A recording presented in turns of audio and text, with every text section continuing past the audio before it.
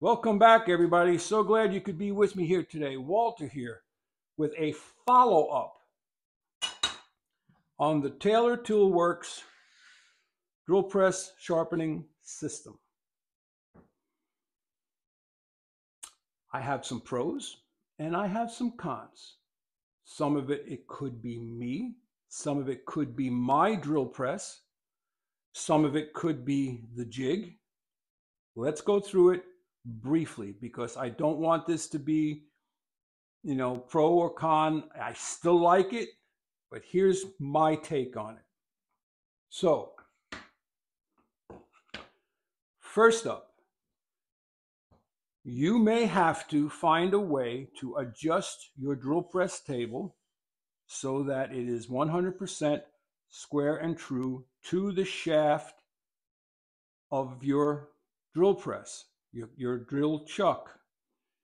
I put a large, long drill bit in there and I tested it against the square to see if it was square, and in two directions I was getting square.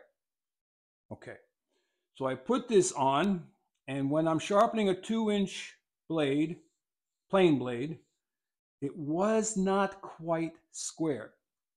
So I put a piece of blue tape on the bottom of the one side, which kicks it a little bit, and I was getting closer to square. I may put a second piece of tape, okay? Because when I get to the 2 3/8 inch blades, that hangs over by almost 3/4 of an inch, so, well, 5/8 of an inch. So I have to make sure that that is square. So, disc number 1, I have 120 grit on here. I told you I was going to be a rebel and not put the 80 grit on here. I possibly should have put the 80 grit on here. However, the 120 is doing perfectly fine.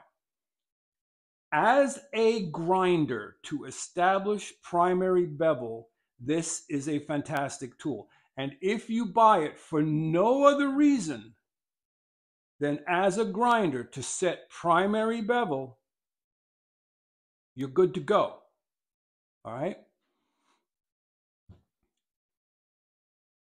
I found it awkward for plain blades to try and flatten the flat face on this, and especially 2 3/8 inch blades.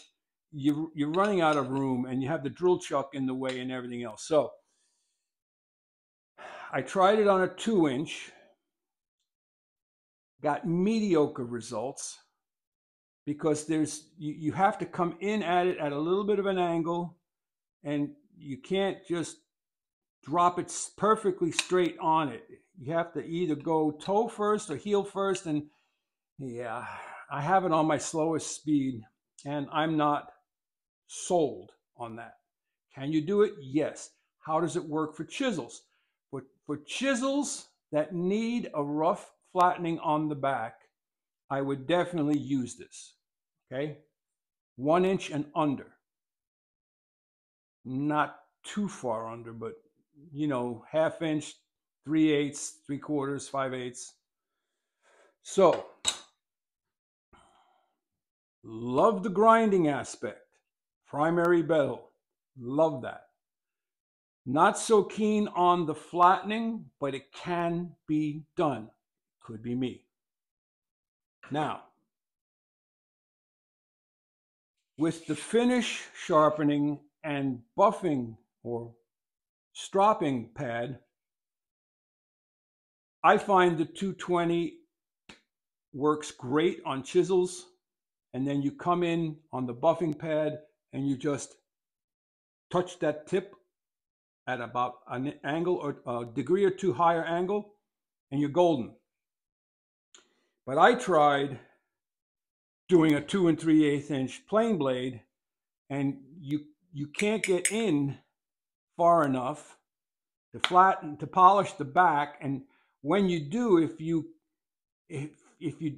catch the leather like I did, you'll cut the leather, especially even with the bevel. If you come in here and you have to come in at an angle because you have the drill chuck in the way. And this corner can catch and cut the leather. And even if you try to go this way, you know, further over here maybe, it's not enough room. So I'm not sold on that for wide blades. 1 3/4 to 2 inch, maybe. So I have to figure a way to take a block with some sandpaper and smooth out this leather now because it's got a little gouge in it. So grinder, 80 grit, 120 grit, primary bevel, bingo. Sharpening chisels, 220 grit to leather strop, bingo. So that's my take on it. Short and sweet. I still have to do a demo for you, trying to figure out the lighting. It's not that easy. And I don't feel like moving a several 100-pound drill press around. So that's about it for today. Consider the Taylor Toolworks drill press sharpening system the fastest, best, least expensive way to get primary bevels. Head out to your shop. Go sharpen something. Walter out.